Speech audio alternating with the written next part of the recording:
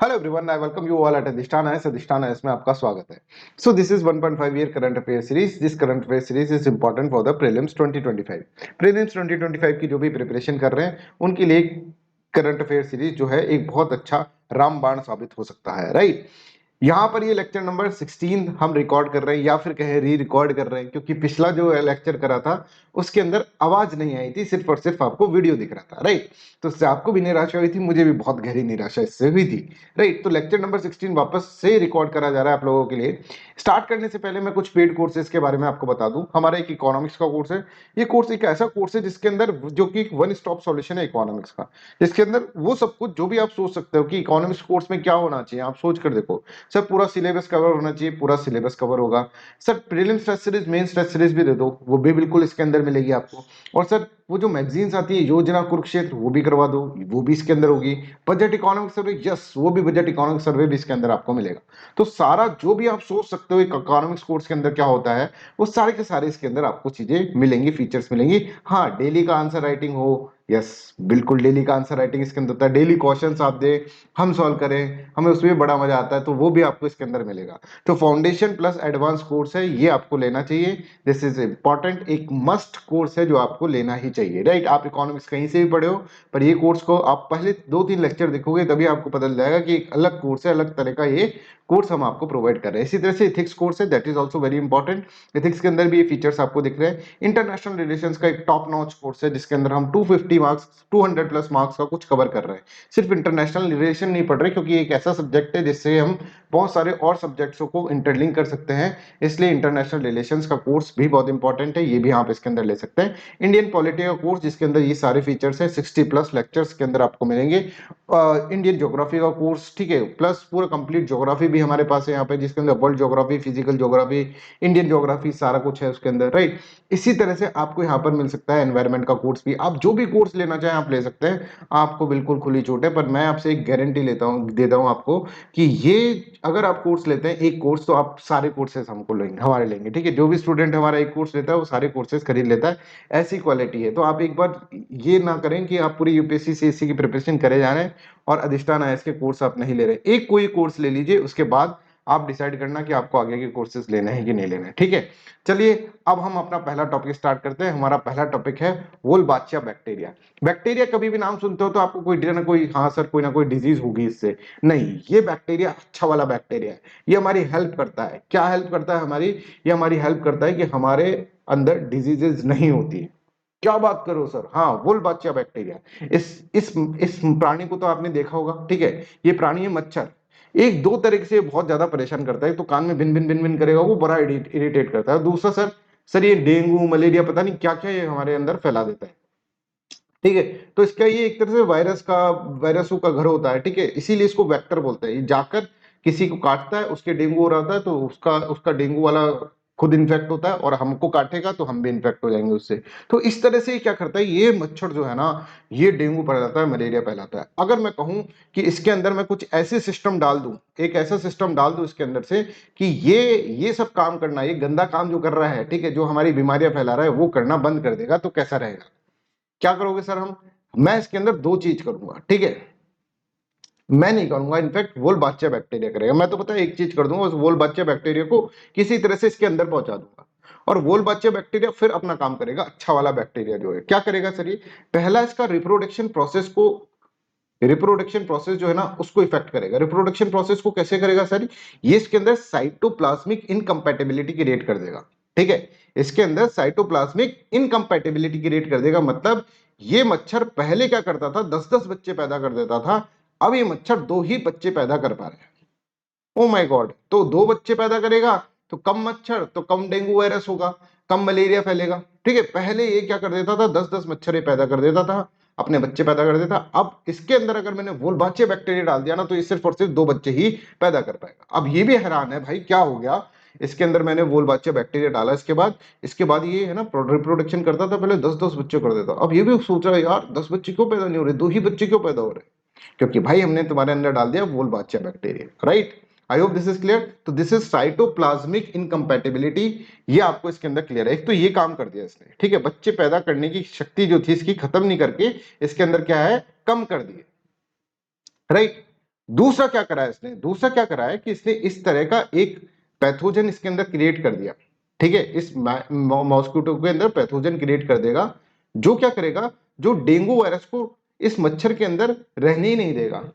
अब dengue virus जब इस मच्छर के अंदर होगा ही नहीं, तो ये अगर मान लीजिए किसी को काटेगा तो उसके अंदर भी नहीं जाएगा, राइट। तो ऐसा कुछ कर देगा कि मलेरिया, डेंगू वायरस इसके अंदर क्या है, इसके अंदर वो जो होगा वो यहां पर रह ही नहीं पाएगा और इसके कारण ये ट्रांसमिट नहीं कर पाएगा डिजीज को, ठीक है। अच्छा सर, एक और इसका प्रॉब्लम था क्या, कि सर कान में भिन भिन करता था, तो भिन भिन तो करेगा ही भाई, ये तो नेचर ही है इसका, राइट। तो आप देखिए वोल्बाचिया बैक्टीरिया ने आपको डिजीज होने से बचा लिया, आपको एक तरह से डेंगू और मलेरिया जैसी खतरनाक बीमारी से बचा लिया इस मच्छर को चेंज कर कर। और इस मच्छर को दो तरीके से चेंज करा, पहला चेंज है साइटोप्लाज्मिक इनकम्पैटिबिलिटी, और दूसरा चेंज क्या है, इसके अंदर वो जो डेंगू वायरस और मलेरिया का वायरस है उसको रहने इसके अंदर नहीं दिया, ठीक है। तो I hope this is clear. तो देखियो Wolbachia once introduced into mosquito has two type of effect, दो तरह के इफेक्ट होते हैं, interfering with the reproduction process of the mosquitoes through a phenomena called the cytoplasmic incompatibility.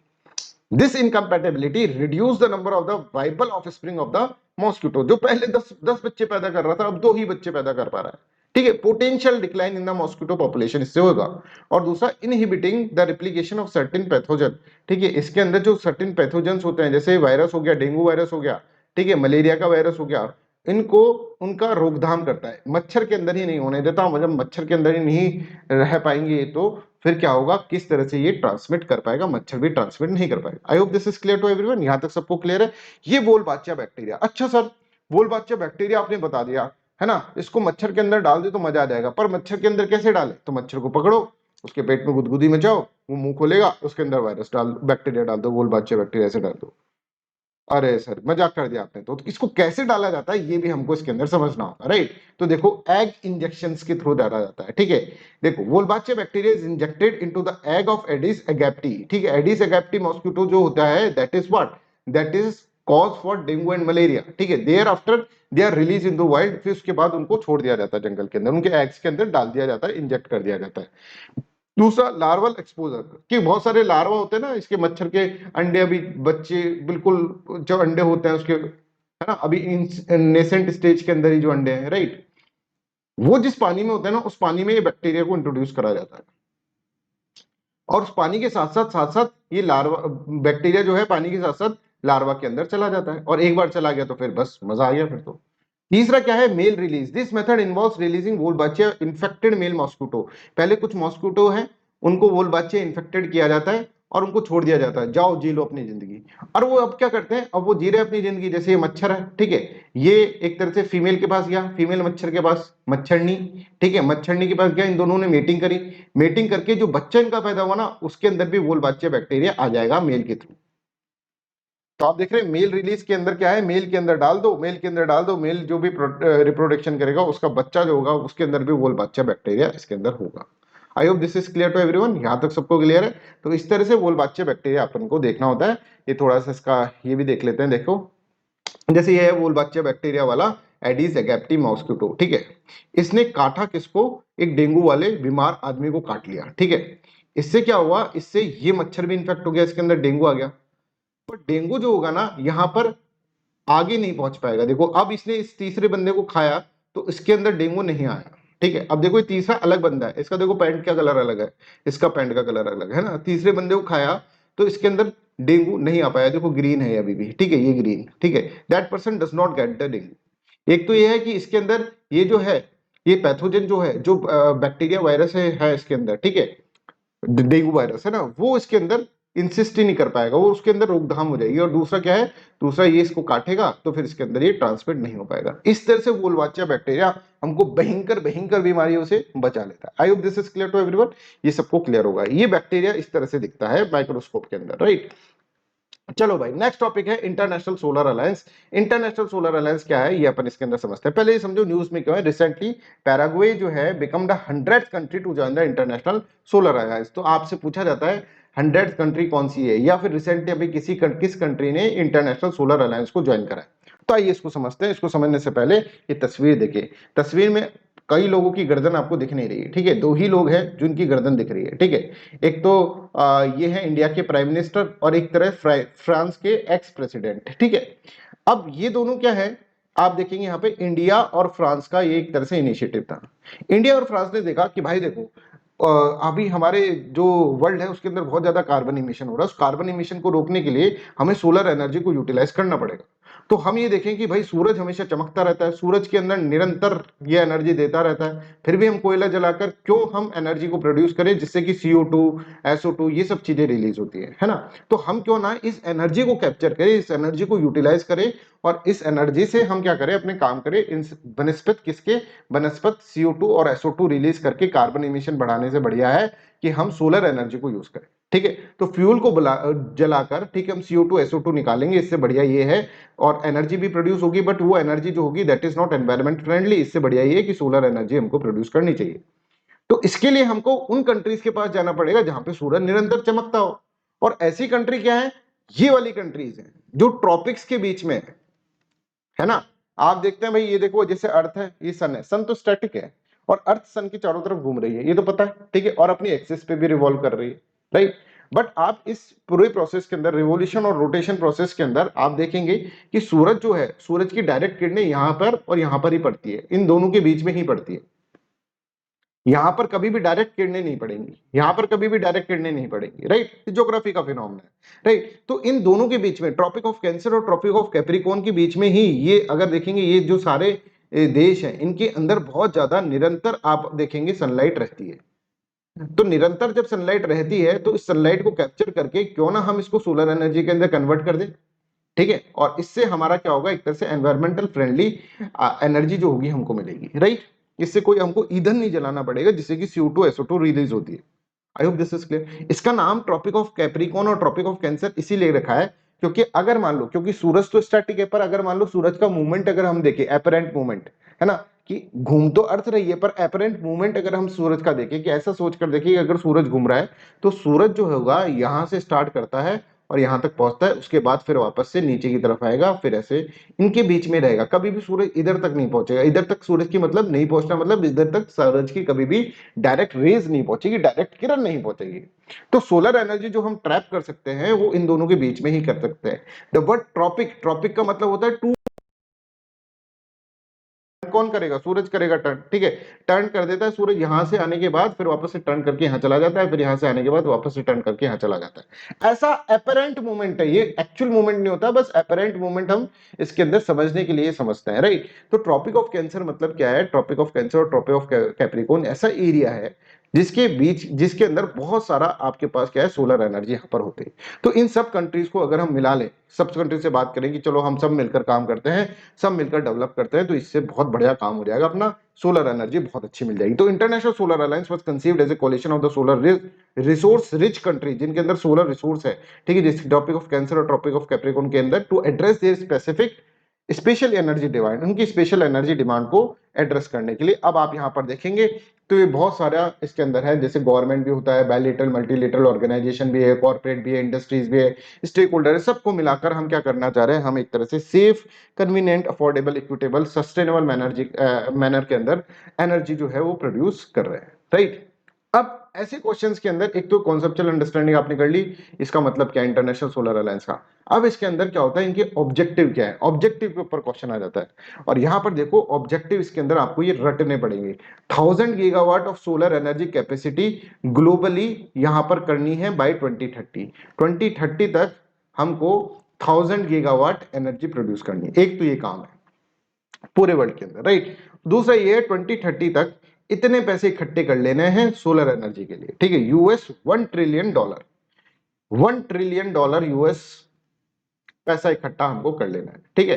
I hope this is clear. ये दो objective आपको याद रखना है, और ये एक 2030 तक ये करना है अपन को, ठीक है, 2030 तक, 2030 तक ये करना है, ये आपको याद रखना है। 1000 सब दोनों में एक ही है, इसमें भी एक है, इसमें भी एक है, ये 1000 गीगावाट है ना, और ये $1 ट्रिलियन है, ठीक है, ये अपन को याद रखना है, ये रुपीज है, ये कैपेसिटी है, राइट।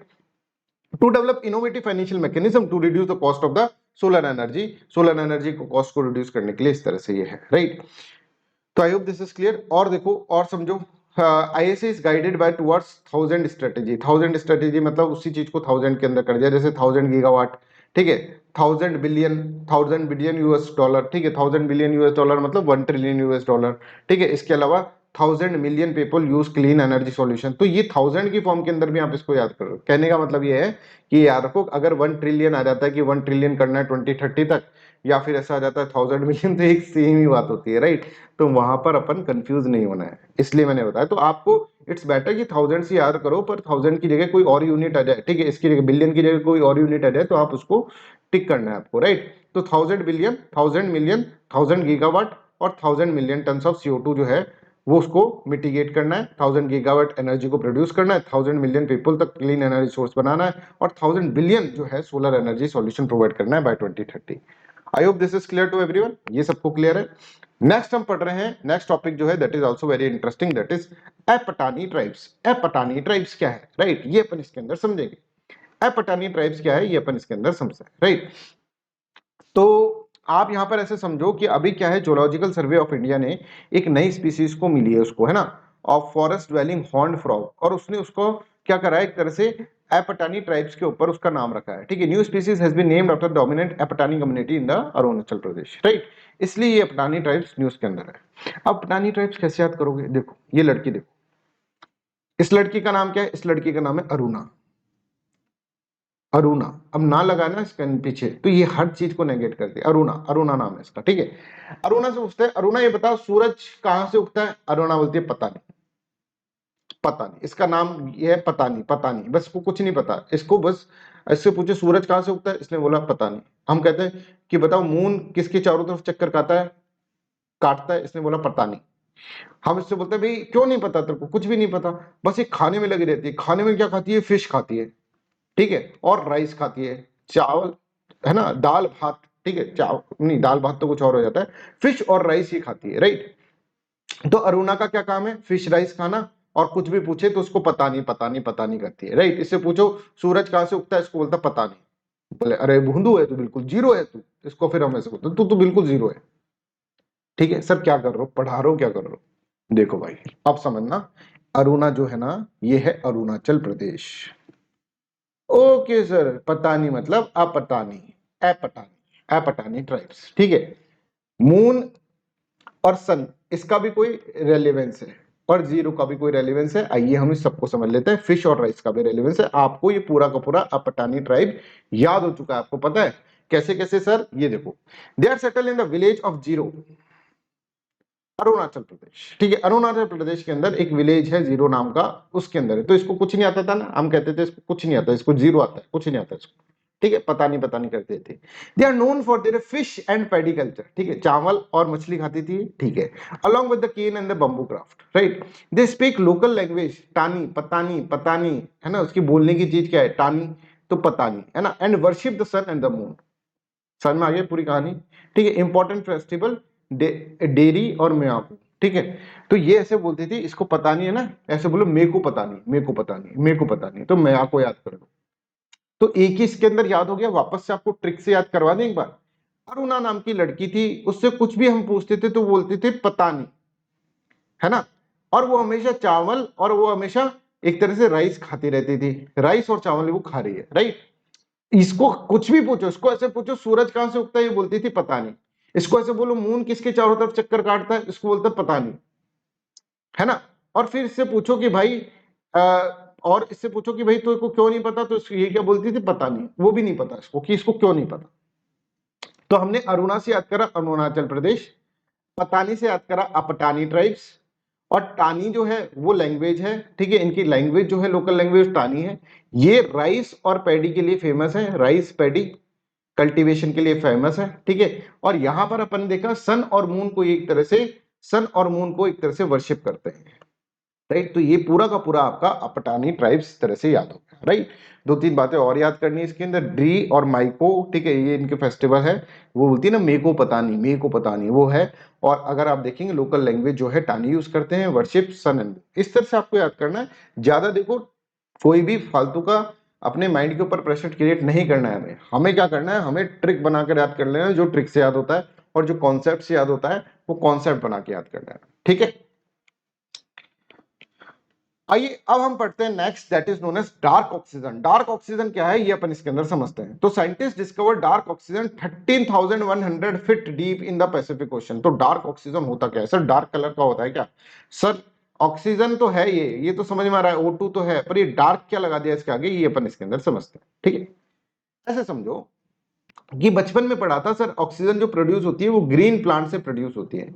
ग्रीन प्लांट क्या करते हैं? ग्रीन प्लांट सूरज की प्रेजेंस के अंदर, सोलर एनर्जी की प्रेजेंस के अंदर जो भी हम CO2 छोड़ रहे हैं, और या फिर जो भी एनवायरमेंट के अंदर CO2 है, उस CO2 को ये क्या कर लेते हैं? अपने अंदर घुसा लेते हैं। ठीक है, और उसके बाद उसके साथ साथ पानी के साथ साथ 6H2O पानी लेते हैं, नीचे से जड़ें पानी लेती है, और इसके बाद क्या होता है? सनलाइट की प्रेजेंस के अंदर CO2 plus H2O will give you glucose as well as oxygen, और यहां से ऑक्सीजन प्रोड्यूस होती है। इस ऑक्सीजन को हम क्या करते हैं? इनहेल करते हैं। इनहेल करके फिर हम कार्बन डाइऑक्साइड छोड़ते हैं, कार्बन डाइऑक्साइड वापस यहाँ पर यूज हो जाती है, और बहुत सारे व्हीकुलर इमिशन से कार्बन डाइऑक्साइड होती है, वो सारी की सारी ये अपने अंदर ले लेता है, और उसके बाद पानी के साथ मिलकर ये फोटोसिंथेसिस प्रोसेस के अंदर ऑक्सीजन रिलीज कर देता है। ये तो हुआ सर ऑक्सीजन प्रोड्यूस करने का एक तरीका। यस, और सर ये ऑक्सीजन तो कोई डार्क कलर की नहीं होती, ये तो एक तरह से कलरलेस ऑक्सीजन होती है। तो ये डार्क ऑक्सीजन क्या होती है भाई? डार्क ऑक्सीजन भी डार्क कलर की नहीं होती, पर वो इससे प्रोड्यूस नहीं होती। क्या आप बात कर रहे हैं सर? आज तक तो हमने ये सोचा था कि ऑक्सीजन जो भी इस संसार के अंदर है वो इससे ही प्रोड्यूस होती है। नहीं भाई, ऑक्सीजन प्रोड्यूस होने का एक और प्रोसेस है, वो है PMN। ये क्या है? Polymetallic noodles. पॉलीमेटालिक न्यूडल्स, हाँ सर, वो जो सी की गहराई में मिलते हैं। यस, वही क्या है? वही अपनी केमिकल रिएक्शन इस तरह से कर रहे हैं कि उस केमिकल रिएक्शन के कारण ऑक्सीजन प्रोड्यूस हो रही है। और एक गोताखोर गया था, ठीक है, नीचे देखा पानी के अंदर से ऑक्सीजन निकल रही है, उसका दिमाग गया चकरा। ठीक है, उसने देखा कि यार ये ऑक्सीजन कैसे निकल रही है। उसको पहले तो लगा कि यार कुछ ऐसा होगा, कोई कुछ माइक्रोब्स जो हैं वो प्रोड्यूस कर रहे होंगे। बाद में पता चला नहीं नहीं नहीं नहीं नहीं नहीं, ये ऑक्सीजन जो प्रोड्यूस कर रहे हैं वो पॉलीमेटेलिक न्यूडल्स कर रहे हैं। ठीक है, और ये माइक्रोबल एक्टिविटी के कारण नहीं हो रही, माइक्रोब्स प्रोड्यूस नहीं कर रहे हैं। ये एक तरह से किसके कारण हो रही है? ये इन नोड्यूल्स के कारण हो रही है। ये एक तरह से इलेक्ट्रोलाइसिस प्रोसेस में जैसे ऑक्सीजन प्रोड्यूस होती है वैसे ये प्रोड्यूस कर रहे हैं। सर हमें कुछ समझ नहीं आ रहा, प्लीज एक्सप्लेन इन डिटेल। चलिए आइए डिटेल के अंदर हम एक्सप्लेन करते हैं। It is believe that dark oxygen is the oxygen that is produced without the process of photosynthesis. This is clear? ठीक है, that's why it is known as dark oxygen. Dark colour नहीं होता इसका। According to the study it is generated by the metallic nodules present in the sea floor. Sea floor के अंदर अगर नीचे नीचे जाओगे ना, इस तरह से बहुत सारे पॉलीमेटिकल मेटेलिक नोड्यूल्स आपको मिलेंगे। और ये पॉलीमेटिकल नोड्यूल्स होते हैं, ये क्या कर रहे हैं? एक तरह से ऑक्सीजन प्रोड्यूस कर रहे हैं। कितनी बड़ी बात है, हमको ऑक्सीजन का एक सोर्स मिल रहा है। समझ में आ रहा है? अच्छा, ये करते कैसे? ये वैसे ही करते हैं जैसे कि इलेक्ट्रोलाइसिस प्रोसेस के अंदर होता है। अरे सर, इलेक्ट्रोलाइसिस प्रोसेस के अंदर क्या होता है? इलेक्ट्रोलाइसिस प्रोसेस के अंदर अगर आप देखोगे तो हमको अगर मान लीजिए लैब के अंदर ऑक्सीजन प्रोड्यूस करनी है, तो हम क्या करते हैं? एक लेते हैं कैथोड और एक लेते हैं एनोड, और ये है इलेक्ट्रोलाइसिस वाटर। बीच में लगा रखी है हमने मेम्ब्रेन, और हम जैसे यहाँ पर एनर्जी प्रोड्यूस करते हैं, जैसे सेल यहाँ पर लगाएंगे, तो सेल यहाँ पर लगाएंगे तो ये होगा इलेक्ट्रॉन का मूवमेंट, इधर से इलेक्ट्रॉन जाकर इधर जाएंगे, बिकॉज ये कैथोड जो है नेगेटिव है और एनोड जो है पॉजिटिव है, इस तरह से देंगे। और इस प्रोसेस के अंदर ये जो एनोड है उसके ऊपर रिएक्शन होगा, जो पूरा पूरा यहाँ पर पानी है, H2O gives O2 plus 4H plus plus 4 electrons. ठीक है, इस तरह का एनोड के ऊपर ये रिएक्शन होगा, और एनोड के ऊपर रिएक्शन होगा तो यहां से हमको मिलेगी ऑक्सीजन। मतलब H2O का जो है मॉलिक्यूल उसको स्प्लिट कर दिया गया है। ठीक है, वो करंट पास होते ही, ठीक है, उसके अंदर क्या हुआ? एनोड के ऊपर इस तरह की रिएक्शन होती है, इसके अंदर H2O से हमको मिल रहा है O2 प्लस H। ये एच आयन इस मेम्ब्रेन के अंदर से क्रॉस करता करता करता करता इसके ऊपर पहुंचता है, और ये एच आयन जो होता है, ये एच आयन जो है इसके अंदर ये इलेक्ट्रॉन से मिलकर निकाल देता है हाइड्रोजन गैस। ये हाइड्रोजन गैस निकल गई, H2 गैस निकल गई, और यहां पर निकल गई ये ऑक्सीजन गैस। ठीक है, और इससे ऑक्सीजन प्रोड्यूस होती है। और यही काम क्या कर रहे हैं? यही काम अगर आप देखेंगे तो पॉलीमेटेलिक नोड्यूल्स जो है हमारे लिए कर रहे हैं। Polymetallic nodules, rock like formation rich in the rare material, are producing oxygen through a process similar to the electrolysis. Electrolysis process के जैसे ऑक्सीजन ये प्रोड्यूस कर रहे हैं। क्या कैसे प्रोड्यूस करते हैं इलेक्ट्रोलाइसिस में? ये मैंने आपको बता दिया। देखो, अब ये बंदे थे ना, ये वो स्टडी कर रहे हैं, है ना, जो कि को ऑथर है स्टडी का, जो ये नीचे से आप इन्होंने नई स्टडी करी कि पॉलीमेटेलिक न्यूडल्स जो है ऑक्सीजन प्रोड्यूस करते हैं। जेफरी मार्लो, उसने कहा कि पहले पहले है ना हम नीचे गए तो हमको ये पता चला कि ये इधर से ऑक्सीजन निकल रही है ना, तो उन्होंने देखा ये ऑक्सीजन कहां से आ रही है, तो उनको लगा पहले कि माइक्रोबल एक्टिविटी के कारण आ रही है। हाउएवर फर्दर इन्वेस्टिगेशन, फिर हमने और ज्यादा इन्वेस्टिगेशन करी तो हमको एक डेंसली पैक्ड मेटल्स मिले इन नोड्यूल फॉर्म, ठीक है, create a separation of electric charge, जो खुद इलेक्ट्रिक चार्ज प्रोड्यूस कर रहे हैं और पानी के अंदर इलेक्ट्रिक चार्ज प्रोड्यूस कर रहे हैं। तो आप देख रहे हैं यहाँ से H2O जो होगा वो O2 प्लस HN के अंदर कन्वर्ट हो रहा है, ठीक है। तो ऑक्सीजन और हाइड्रोजन दोनों गैस यहाँ पर इसके अंदर मिल रही है, हाइड्रोजन गैस भी मिल रही है और ऑक्सीजन गैस भी मिल रही है। तो यहां से जो ऑक्सीजन प्रोड्यूस हुई that is known as dark oxygen, जो कि बिना सनलाइट के प्रोड्यूस हुई है, सब बिना सनलाइट के प्रोड्यूस हो गई। हाँ ऑब्वियसली इतनी नीचे सनलाइट थोड़ी ना पहुंचेगी, तो ये क्या है, बिना सनलाइट के प्रोड्यूस हुई है। जो कन्वेंशनल फोटोसिंथेसिस के अंदर एनर्जी मिलती है हमें, ऑक्सीजन मिलती है हमें, वो कहां से मिलती है, एक तरह से सनलाइट की प्रेजेंस में जब रिएक्शन होती है, फोटोसिंथेटिक रिएक्शन जब होती है तो राइट, तब मिलती है अपन को, और ये इसके अंदर वैसे ही फ्री के अंदर हमको मिल रही है। I hope this is clear to everyone, यहां तक सबको क्लियर है। तो this is about what, dark oxygen. ये मैंने आपको डार्क ऑक्सीजन के बारे में बता दिया, इससे डिटेल के अंदर आपको जाने की जरूरत नहीं। चलिए नेक्स्ट जो है दैट इज GFAI। ये क्या है GFAI सर? GFAI का मतलब क्या है, ग्रीन फ्यूल अलायंस इंडिया।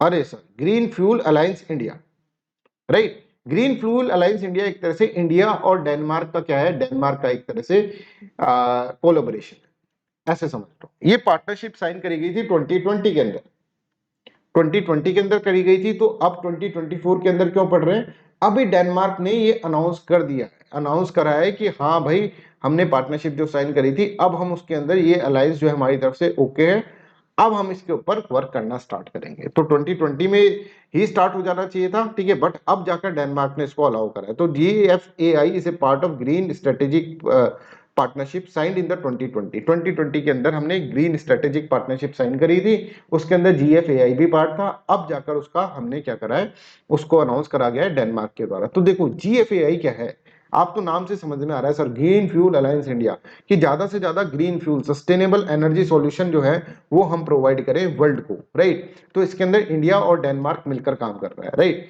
जिससे कि ये क्या है, कार्बन न्यूट्रलिटी की तरफ जाना चाहते हैं, दोनों ही कंट्री कार्बन न्यूट्रलिटी की तरफ जाना चाहते हैं। कार्बन न्यूट्रलिटी समझ रहे हैं, क्या समझ रहे हैं कार्बन न्यूट्रलिटी से? इसका मतलब सर कार्बन प्रोड्यूस ही नहीं करना है, कार्बन इमिशन ही नहीं करना, नहीं नहीं नहीं नहीं, नहीं। कार्बन इमिशन तो आप करो, पर इतना ही करो कि जिसको एनवायरमेंट जो है ना वो क्या कर सके, उसको एक तरह से सिंक कर सके, उसको सोख सके। इतना कार्बन प्रोड्यूस नहीं कर देना है कि कार्बन प्रोड्यूस कर नहीं कर देना कि प्रकृति की जो क्षमता है कार्बन को होल्ड करने की वो ही खत्म हो जाए और कार्बन कार्बन डाइऑक्साइड की फॉर्म के अंदर, कार्बन मोनोऑक्साइड की फॉर्म के अंदर घूमे आराम से, ठीक है, हमारे फेफड़ों के अंदर जाए, इस तरह का हमको नहीं करना है, राइट। तो ये जो होता है that is known as carbon neutrality. Neutrality मतलब क्या है कि कार्बन डाइऑक्साइड प्रोड्यूस तो कर रहे हो आप, पर उसके साथ साथ ऐसे मेजर्स भी लगा रहे हो, ऐसे मेजर्स भी लगा रहे हो, या तो कार्बन डाइऑक्साइड प्रोड्यूस ही कम करो, जिससे क्या हो, जैसे पेड़ वेड़ लगे हुए हैं तो पेड़ वेड़ क्या करे, उसको एब्जॉर्ब कर ले कार्बन को, ठीक है। तो कार्बन डाइऑक्साइड प्रोड्यूस ही नहीं हो, कार्बन डाइऑक्साइड प्रोड्यूस भी हो तो उसको ऑब्जर्व कर ले, जो कि मैंने अभी आपको बताया किस तरह से फोटोसिंथेसिस के थ्रू फिर वो ऑक्सीजन हमको दे देते हैं, खून जहर पी के हमें क्या कर रहे हैं, ऑक्सीजन दे देते हैं, राइट। तो ऐसा बहुत सारे मेजर्स ऐसे होंगे ये। और दूसरा मेजर ये है कि भाई हमको ग्रीन सॉल्यूशन की तरफ जाना चाहिए, CO2 प्रोड्यूस ही मत करो ना, CO2 इंसान को ही प्रोड्यूस करने दो बस, इन प्रोसेस ऑफ रेस्पिरेशन, ये इंडस्ट्री के द्वारा ज्यादा एक्स्ट्रा CO2 प्रोड्यूस नहीं करनी चाहिए। तो GFAI जो है is a part of green strategy partnership signed in 2020 between the India and Denmark, ये अपन को पहले याद रखना पड़ेगा, ठीक है। Initiative to collaborate to boost collaboration between the two countries in the sustainable energy solution sector and advance its joint global goal towards carbon neutrality. I hope this is clear. So GFAI announcement comes at an opportune moment in the history as India massively pushes towards the achieving carbon neutrality by 2070. Bharat चाहता है कि 2070 तक हम carbon neutrality पर पहुंच जाए, ठीक है। इसी तरह से डेनमार्क जो है वो चाहता है कि 2000 वो भी है ना 2050 तक इस टारगेट को पूरा करना चाहता है। तो हम मिलकर काम करेंगे तो हो सकता है जल्दी कर लें, हम 2050 में कर ले, 2030 तक कर ले, राइट। इस तरह से हम दोनों मिलकर इसके अंदर काम कर रहे हैं, right. GFAI primary objective is to promote sustainable energy growth in India by establishing an ecosystem that encourages collaboration among the businesses के बीच में collaboration हो, गवर्नमेंट के बीच में, research institution, financial stakeholder के बीच में। और उसके फाउंडिंग मेंबर्स देखेंगे तो ये सारी क्या है, ये सारी कंपनियां हैं, ये सारी कंपनी है जो कि क्या है, जो कि बहुत सारा अगर आप देखेंगे कार्बन डाइऑक्साइड इमिशन करते हैं। तो इन सब कंपनीज ने मिलकर कहा है कि हम कमिट करते हैं अपने आप को कि हम GFAI इनिशिएटिव्स के को फॉलो करेंगे, ठीक है, और यही एक तरह से इसके फाउंडिंग मेंबर्स बन गए, right. I hope this is clear. Advisory board के अंदर देखेंगे तो GFAI advisory board includes India Hydrogen Alliance, energy consortium at Indian Institute of Technology IIT Madras, the Danish Energy Agency and the State of Green, right. तो ये आप देखेंगे ये सब क्या है, ये सब एक तरह से इसके एडवाइजरी बोर्ड का काम करते हैं, राइट। तो आपको एडवाइजरी बोर्ड के बारे में पता चल गया, फाउंडिंग मेंबर के बारे में पता चल गया, GFAI के बारे में पता चल गया कि क्या ये करना चाहता है, कार्बन न्यूट्रलिटी के बारे में पता चल गया, कार्बन न्यूट्रलिटी के टारगेट डेनमार्क और इंडिया के क्या क्या टारगेट है, ये सब पता चलेगा। तो इसी के साथ ये वीडियो हम समाप्त करते हैं, इजाजत दीजिए, bye bye, take care and have a nice day.